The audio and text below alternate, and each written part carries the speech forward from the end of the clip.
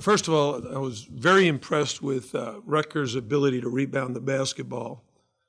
And it reminded me of a situation last year where we went to NC State, and I told the team that they're a great offensive rebounding team.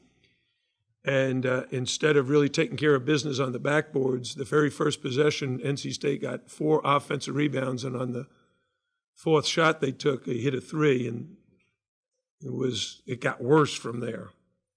So we made a very strong emphasis to the team. If we don't rebound, we're not even going to be in the game.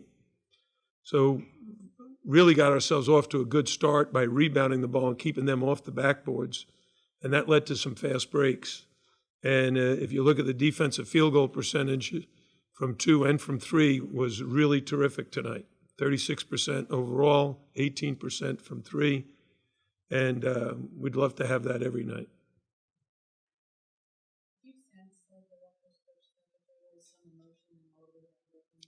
No, I think we play hard. Our guys were not happy that we lost 2 games back-to-back in Orlando, and we had some of the same issues tonight, 19 turnovers. The turnovers are what cost us the game, not our defense, not even our shooting. We didn't shoot the ball great, but we turned the ball over, and as soon as you turn the ball over, they get a fast break layup. So we can't defend that. We've got to do a better job. We're starting 2 freshmen and a sophomore, 2 freshmen, 2 seniors and a junior. So I was thinking Anthony Lawrence, but we're a little bit young, and we don't have quite the team chemistry on offense yet.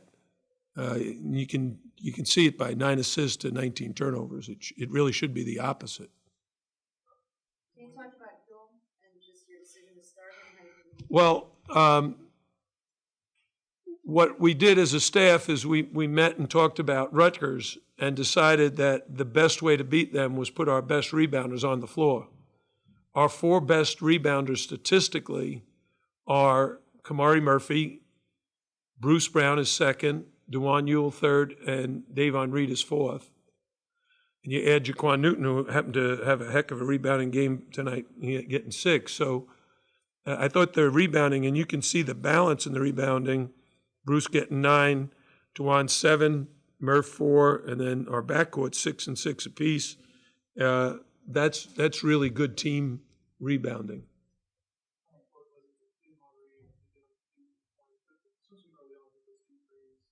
Yeah, those are the only 2 we got. We got to get him more open looks.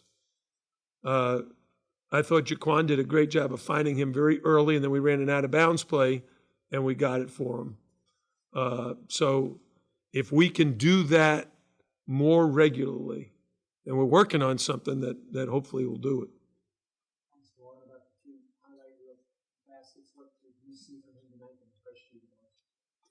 One of the things about him is if he can discipline himself to shoot his jump hook all the time, he could really be a heck of a scorer. When you have a weapon, he and Ibuka Zundu have that same jump hook inside. He shot it tonight beautifully. We ran a play for him, an out-of-bounds play, he scored. We ran that same out-of-bounds play for Ibuka Zundu, he scored. But it was because it's kind of choreographed by the play. They need to do it when it's just in the flow of the game. But I was very impressed with DeJuan's athletic, acrobatic ability to score near the rim. Those dunks, they're not easy plays. Like the post feed we did to him, that he didn't take a dribble, he just turned and kind of squeezed it in. That was his first basket of the second half. I think that helped him get going.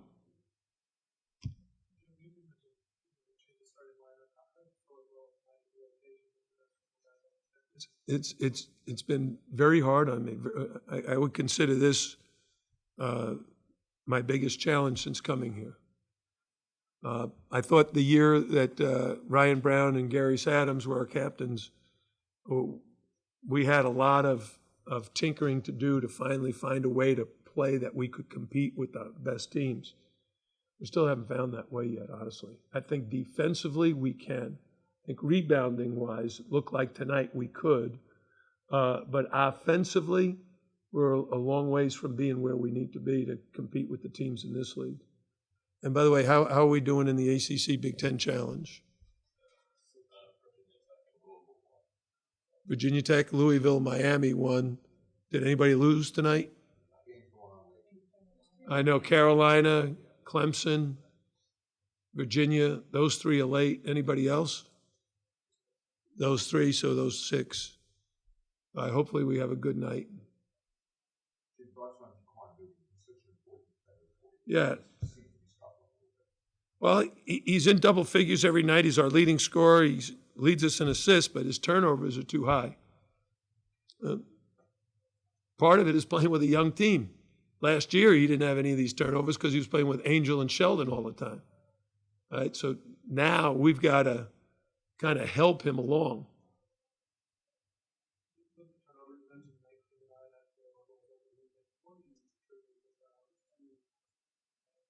Youthful inexperience.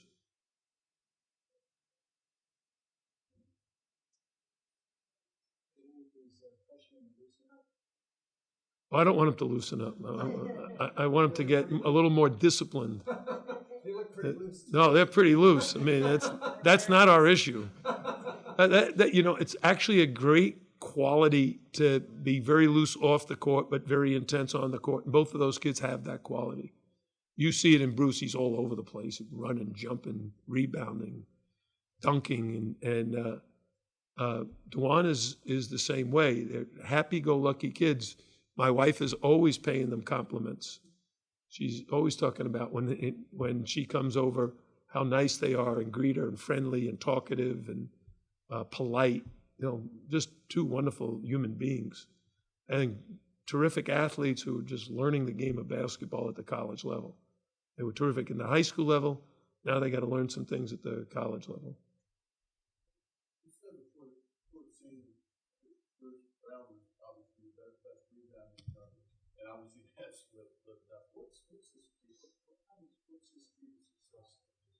Knowing where the ball is, just going after it. One of the things about rebounding, and the great Princeton coach Pete Carrill used to say, some guys just have the knack.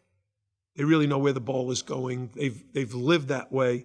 A lot of times it's guys like Bruce who are great athletes and use that jumping ability and timing to go after balls. Kamari Murphy has it. They really have a great knack for rebounding. And he needs to continue that, even though he's a guard, because the only way to come up with a basketball is three ways. One, the ball goes through the net. We don't like that. Second, you force a turnover. There is no rebound. And third is you rebound.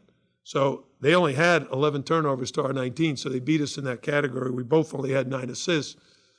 But rebounding was going to be the decision maker. And tonight we won that battle 44-30, and Bruce has a knack for getting those rebounds.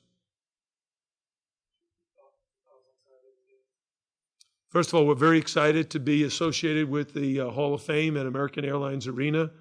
We really appreciate the Miami Heat allowing us to have a game there. A doubleheader should be very interesting. Illinois, who just beat NC State, is playing VCU, and we're playing Wofford College. Mike Young, the coach, is a fantastic coach.